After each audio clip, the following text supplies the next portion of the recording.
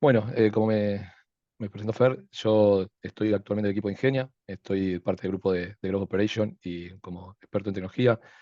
La idea es charlar un poco sobre la IA, de ciberseguridad, ver esos desafíos, las posibilidades, qué es lo que se viene, cómo llegamos hasta acá, histórica, para contar cómo llegamos y cómo se logró esto que es esta locura y pasión, ¿no?, que está viendo en los últimos tiempos.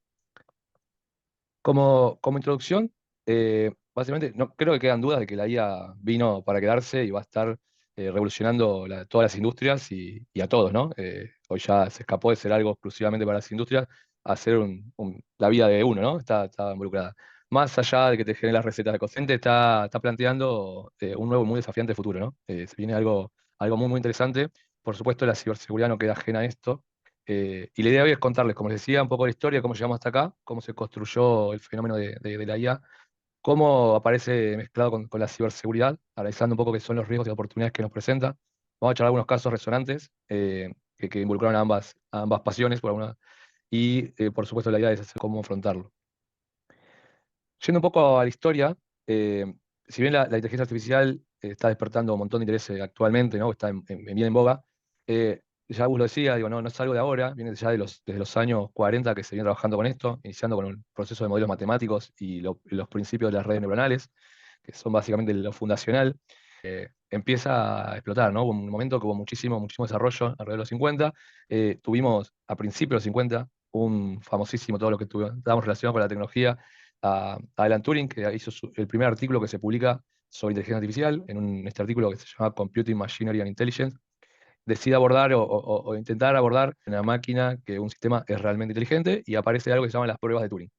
Esas pruebas de Turing básicamente intentan hacer esto que les mencionaba, ¿no? Intentar corroborar empíricamente que alguna máquina, algún software es realmente inteligente. Para esto, el fundamento básico es que lo podamos interpretar, es darnos cuenta que no es un ser humano.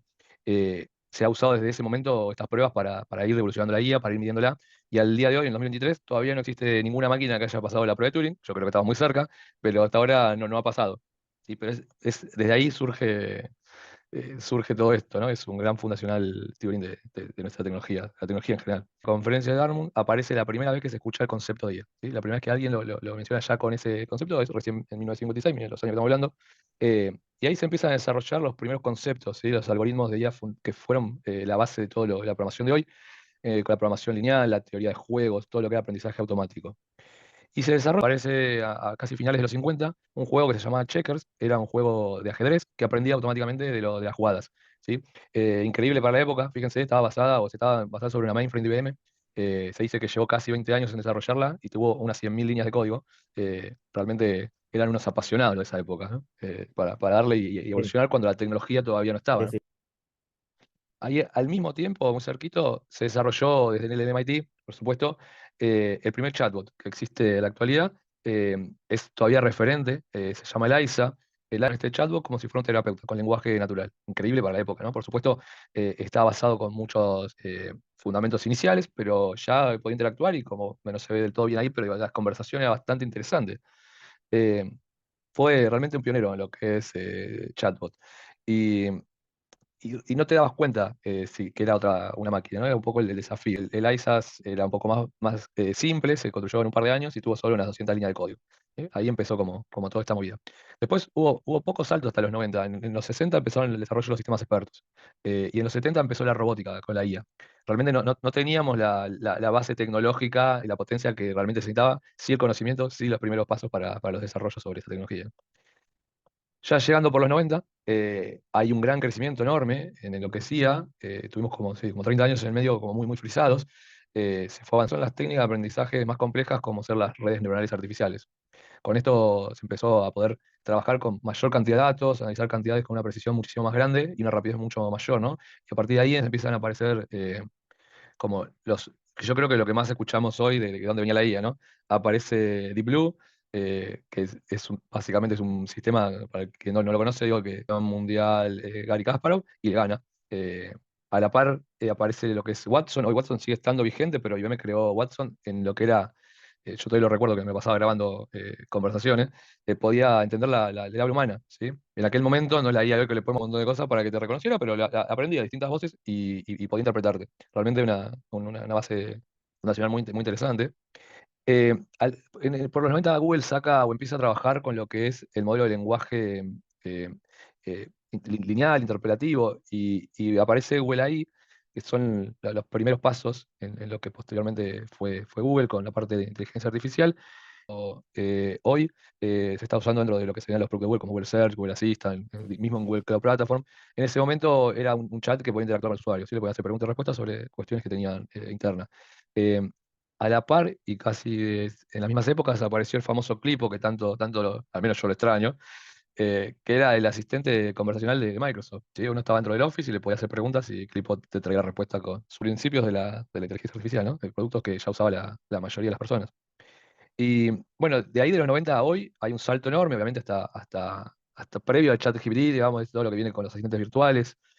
Apareció Siri, apareció Alexa, apareció Google Assistant, empezó a interactuar, interesante. Por supuesto, hoy estamos con Bard, estamos con ChatGPT, es una evolución con todos los productos que hoy desarrollan arte, que desarrollan música, literatura. Realmente es una evolución súper importante, súper interesante.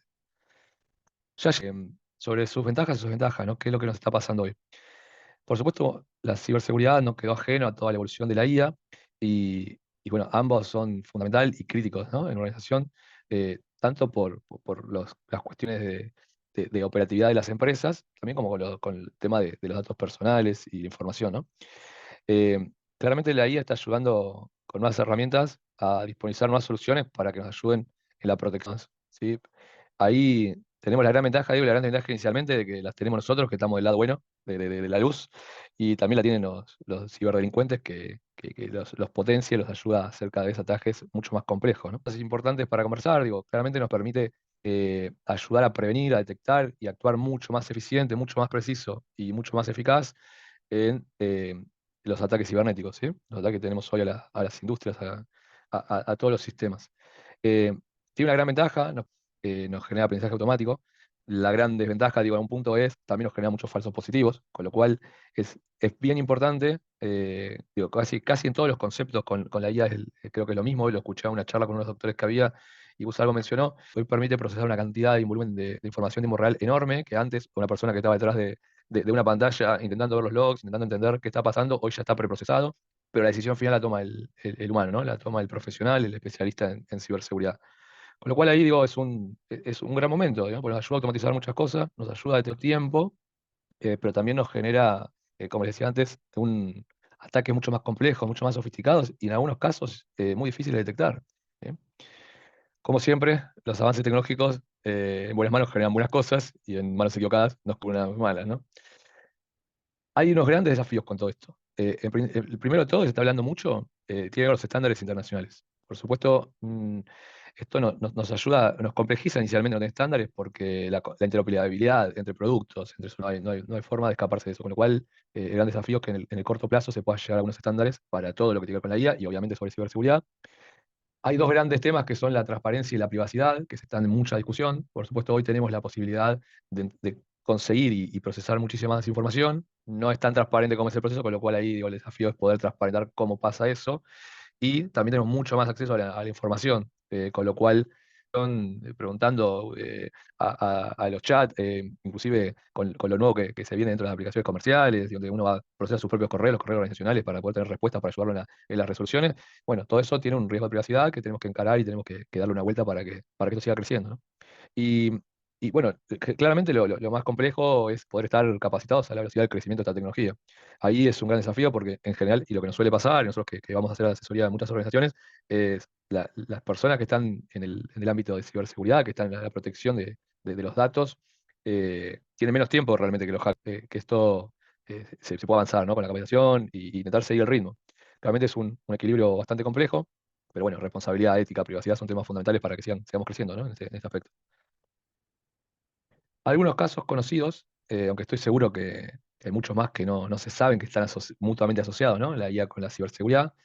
Eh, Vamos a charlar de algunos, pero les quería contar que hay un ejemplo en donde puedo utilizar la IA para crear malware que se auto-ocultaban, ¿sí? Que ocultaban la naturaleza propia y pasaban inadvertidos por muchos sistemas de seguridad de las empresas. Digo, ahí esto es una realidad, digo, y es algo que tenemos que tener en cuenta.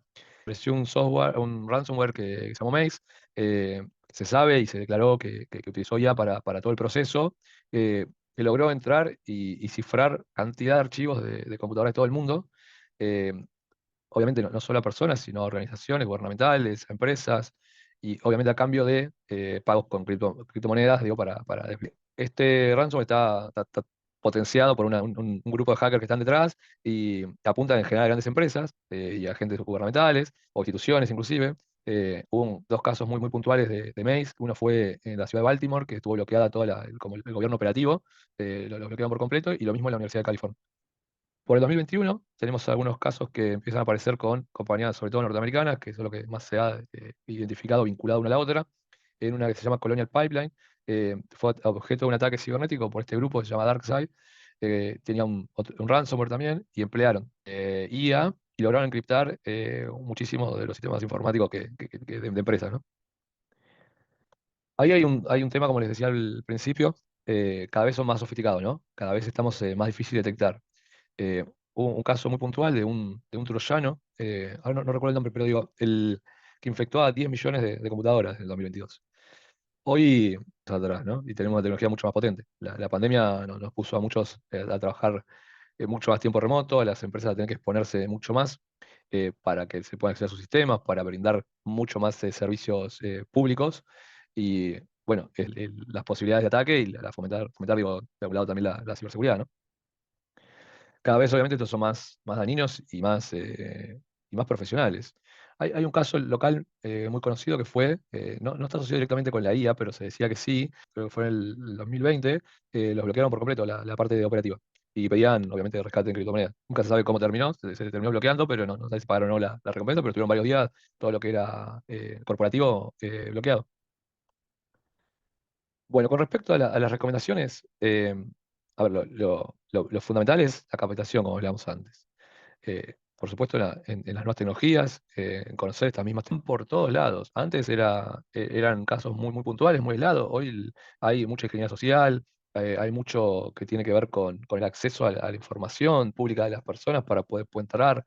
Hay mucho proceso que es mucho más sofisticado desde Ingenia. Trabajamos mucho en trabajar en la concientización de la ciberseguridad organizacional, ¿sí? Porque muchas veces tenemos los mejores sistemas, tenemos las mejores personas con el conocimiento, y sin embargo, eslabones mucho más, entre comillas, débiles de la organización, que no tienen que ver con la ciberseguridad, pero son parte de la organización, han logrado, que es muy resonante, que fue de Twitter, que entraron y cambiaron mensajes de Bill Gates, de inclusive de Barack Obama en su momento, y fue porque fue una ingeniería social que se hizo unas personas del equipo de Twitter y lograron acceder.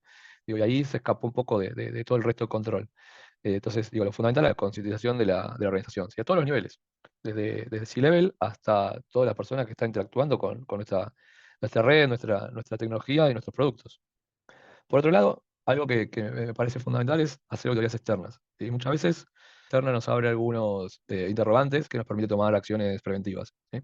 En general, lo ideal sería sobre cosas que nosotros no tenemos control y nos ayude un externo a poder evaluar, pero aún teniendo con las que uno conoce y cree que tiene controlado, muchas veces la mirada externa ayuda a mejorar la protección que se dispone, ¿no?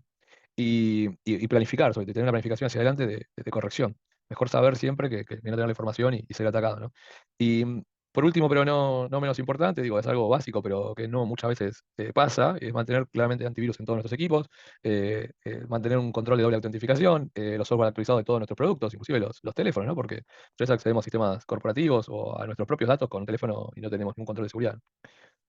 Y por último, y no menos importante, digo, a pesar de que hicimos todo esto, en el peor de los casos siempre esto se bloqueó, si todo esto que preparamos igual se logró que se pase, que se atraviese, que nos bloqueen, tener un plan de contingencia para que ante una falla de protección del estilo cualquiera de estas que les mencioné, la empresa, la organización donde estamos trabajando puedan volver rápidamente a estar operativos, minimizando tanto el impacto como los daños de recuperarse, ¿no? A veces no solo la data o el tiempo de inactividad o el dinero que uno puede perder en ese camino, sino también la imagen de la organización, de la empresa, por ser vulnerable, ¿no?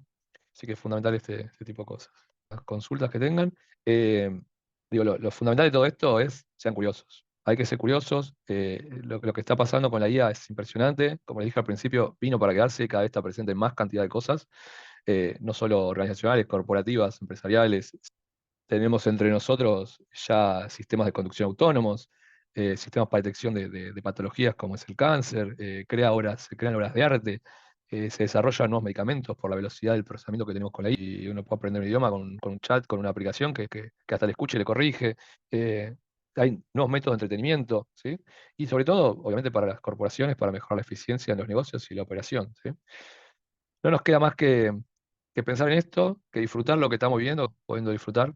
Y bueno, no se queden atrás, sean curiosos, están entre nosotros, vino para quedarse, así que